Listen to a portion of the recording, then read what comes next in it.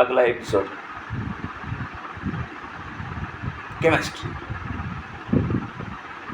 बहुत दिक्कत है सर, केमिस्ट्री ठीक से आती ही नहीं। इतने सारे इक्वेशंस हैं, समझ में आता ही नहीं है। केमिकल इक्वेशन को बैलेंस कैसे करेंगे समझ में नहीं आता है। NaCl को NaCl क्यों लिखते हैं, NaCl2 नहीं लिखते हैं, क्यों समझ में नहीं आता है। आता है लेकिन पूरी तरह समझ में नहीं आता है। MgCl2 क्यों लिखते हैं, AlCl3 क्यों लिखते हैं।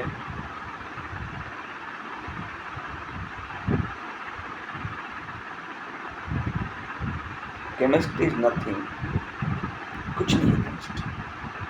I am just remembering when I was teaching tuition classes, I was giving in 2005, 3, 4, 5। जब कुछ बच्चे हमारे पास ट्यूशन पढ़ने आ रहे थे तो लोग बोलते थे कि केमिस्ट्री तुम लोग को इतना ईजी कैसे लगता है, हम लोग को तो बहुत टफ लगता है। तो हमारे स्टूडेंट क्या करते थे कि अनूप सर ना जो है 1 बिलियन बनाते हैं, पिला देते हैं, केमिस्ट्री ओवर, राइट। केमिस्ट्री में घुसना होगा, समझना होगा, जानना होगा, रटना नहीं होगा। केमिस्ट्री में इक्वेशन का बहुत बड़ा महत्व है, द बिग रोल। और अगर आप केमिस्ट्री में वैलेंसी को नहीं जानते हैं, एटॉमिक नंबर को नहीं जानते हैं, एटॉमिक स्ट्रक्चर को नहीं जानते हैं, तो केमिस्ट्री आपके लिए अधूरी है। अगर आप केमिकल इक्वेशन को बैलेंस करना नहीं जानते हैं तो अधूरी है। आपको हर चीज़ों को जानना होगा, समझना होगा और करना होगा। इसके बिना आप कुछ नहीं कर सकते हैं। केमिस्ट्री में अगर आप कोई इक्वेशन को लिखते हैं तो उसको दिखाना होगा कि वो सॉलिड है कि लिक्विड है कि एक्वस है या फिर वो गैसेस स्टेट में है, दिखाना होगा।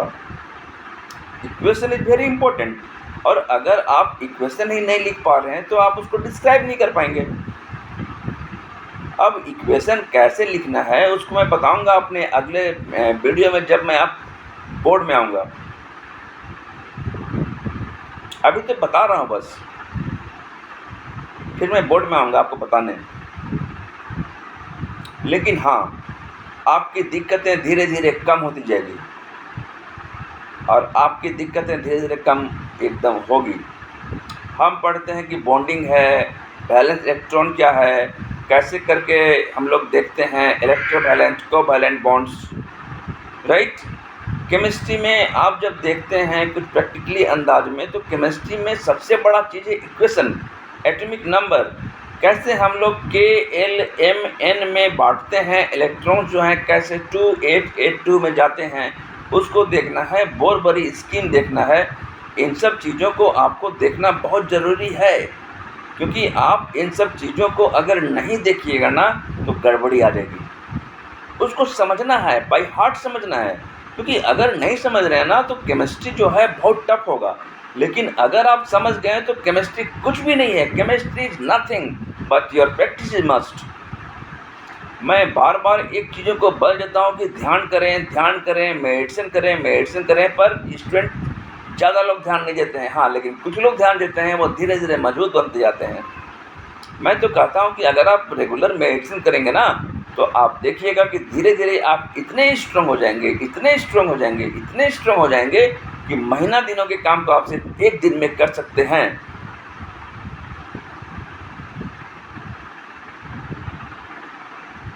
बात को गौर से समझिएगा, मैंने बहुत अनुभव देखा है। केमिस्ट्री की पढ़ाई 90 में मैंने की, इंटर में की और उसके बाद ग्रेजुएशन में भी की। मैंने बहुत गहराई से देखा, समझा, लिखा, जाना कि आखिर में केमिस्ट्री है क्या और कहाँ पर स्टूडेंट मिस करते हैं। स्टूडेंट मिस करते हैं केमिकल इक्वेशन में। मिस इसलिए करते हैं क्योंकि केमिकल इक्वेशन को बैलेंस करने की कला शायद उनमें थोड़ी सी कम होती है। कैसे हम समझते हैं SPDF जो कि +2 में है, ब्लॉक्स बहुत सारी बातें हैं जो पढ़ने की है, लेकिन हाँ, सेल्फ स्टडी बहुत बड़ा मायने रखता है। डायरेक्शन, यहाँ पर मैं एक बात कर रहा हूँ, डायरेक्शन, दिशा की कमी, कि कब, कहाँ और कैसे। चलिए इस डायरेक्शन को मैं समझा रहा हूँ एक छोटी सी चीज़ से। क्रिकेट जो है ना, वो एक खेल है, उसमें क्या होता है, सिर्फ डायरेक्शन होता है और टाइमिंग, कब, कहाँ और कैसे। डायरेक्शन और टाइमिंग के बल पर ही मतलब जितने बड़े बैट्समैन हुए हैं वो मतलब अच्छा कर गए, क्योंकि अगर अच्छा वो नहीं करते, टाइमिंग का महत्व, थोड़ी सी लेट टाइमिंग और थोड़ी सी कम टाइमिंग जो है उन्हें आउट कर देती है, और थोड़ी सी बेहतर टाइमिंग बॉल को एकदम बाउंड्री लाइन के बाहर पहुंचा देता है। तो what is the meaning of timing? मैं आपको वही टाइमिंग के बारे में बताने आया हूँ। जी हाँ, मैं वही टाइमिंग के बारे में बताने आया हूँ कि जिस दिन आप टाइमिंग को सीख जाइएगा ना, आप लाइफ में काफ़ी आगे बढ़ जाइएगा। टाइमिंग का बहुत बड़ा महत्व है, चाहे कोई भी काम हो। किसी भी काम में जल्दबाजी नहीं करनी चाहिए, और किसी भी काम में बहुत ज़्यादा देर भी नहीं करनी चाहिए, राइट। केमिस्ट्री में इस बात को ध्यान रखें, हमेशा सॉल्यूशन हो तो उसकी डायग्राम्स को आप मतलब बिल्कुल बनाएं। डायग्राम को आप छोड़ देते हैं, गलत बात है, बिल्कुल गलत बात है। डायग्राम को मत छोड़िए, इक्वेशन में स्टेट को दिखाइए, इक्वेशन को समझिए, इक्वेशन को लिखिए, इक्वेशन को ही देखकर आप उसके थ्योरी को नीचे लिख सकते हैं, और यही आपको आगे बढ़ाएगा।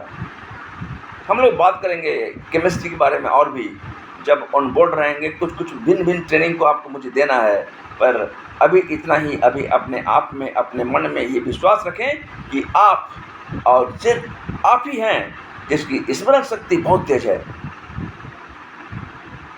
हम जैसा सोचते हैं वैसा बन सकते हैं, बन जाते हैं। इसलिए आप ऐसा सोचना शुरू करें। Chemistry is nothing. Okay, thank you.